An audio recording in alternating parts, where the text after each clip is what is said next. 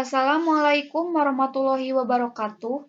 Perkenalkan, nama saya Cynthia Chandra Oktaviani dari Fakultas Ilmu Kesehatan Universitas Perjuangan Tasikmalaya, jurusan Farmasi kelas 2B 2019. Di sini saya akan membahas atau mempresentasikan tentang studi analisis mineral elektrolit tertentu Ca2+, Mg2+, dan Cl-. Dalam air minum kemasan dan air minum sumber mata air permukaan tanah dengan menggunakan metode titrimetri EDTA dan argentometri.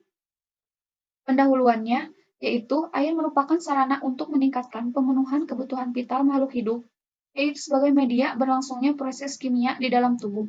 Menurut Nur Sanyanto, 1992, sekitar 80% tubuh manusia adalah terdiri dari cairan dan di dalam air terdapat unsur mineral yang dibutuhkan manusia untuk perkembangan atau pertumbuhan fisiknya dan berfungsi sebagai elektrolit yang dapat menjaga keseimbangan air di dalam tubuh sehingga tubuh tidak mengalami dehidrasi atau kekurangan air. Langsung saja hasil dan pembahasannya, yaitu penentuan kalsium dengan metode titrimetri EDTA. Pada penentuan kalsium dengan metode titrimetri EDTA, reaksi terjadinya pembentukan kompleks titran Na2-EDTA dengan ion Ca2+ dalam rautan adalah sebagai berikut. Yaitu bisa dilihat ini, indikator E-beta berwarna biru langit dalam rautan tetapi membentuk kompleks merah muda. Ini ya, reaksi ini di bawah ini. Sebelum titran Na-EDTA ditambahkan, larutan analit berwarna merah muda karena pembentukan ion kompleks. Jika Na-EDTA mengkompleks semua Ca2+ yang bebas dalam sampel air, maka kompleks merah muda CaE-beta2+ akan terdisosiasi dan berubah warna dari merah muda menjadi ungu dari indikator E-beta dan titik akhir dicapai. Semua ion sudah telah terkomplekskan dengan Na-EDTA seperti reaksi berikut ini. Ini bisa dilihat ya. Berdasarkan reaksi tersebut, maka terjadinya perubahan warna larutan sebelum dan sesudah dititrasi dengan larutan Na2-EDTA yaitu warna merah muda. Jadi kesimpulannya yaitu air dalam kemasan dan air permukaan tanah memiliki ciri-ciri fisik, tidak berwarna, tidak berbau, tidak berasa, dan tidak ada endapan. Namun, untuk air permukaan tanah ada yang berwarna sedikit kemerahan dan mengandung sedikit endapan.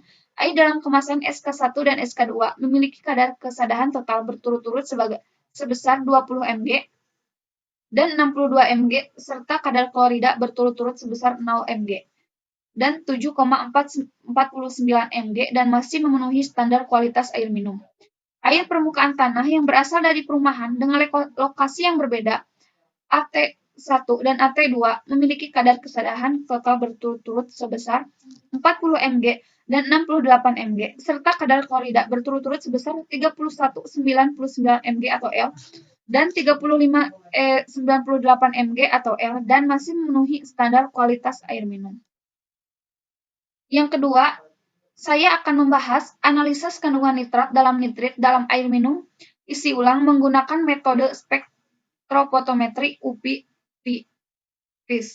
Pendahuluannya yaitu air merupakan sesuatu yang sangat penting di dalam kehidupan karena semua makhluk hidup di dunia ini memerlukan air.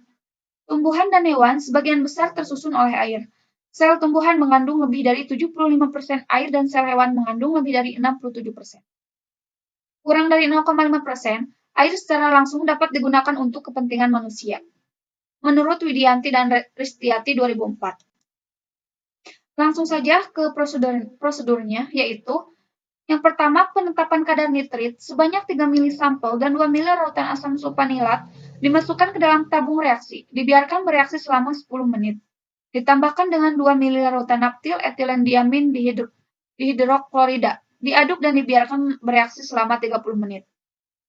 Larutan dimasukkan ke dalam kupet dan dibaca absorbansinya pada panjang gelombang 535 nm.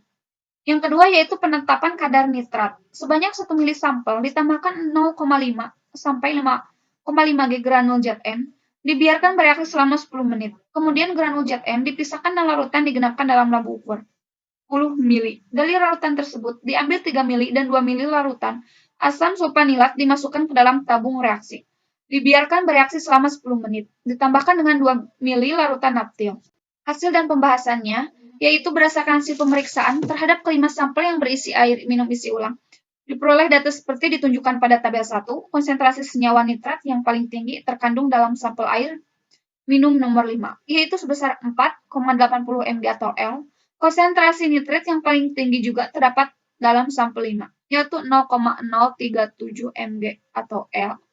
Konsentrasi nitrat terendah terlihat pada sampel 3 dan 4, yaitu sebesar 3,10 mg atau L.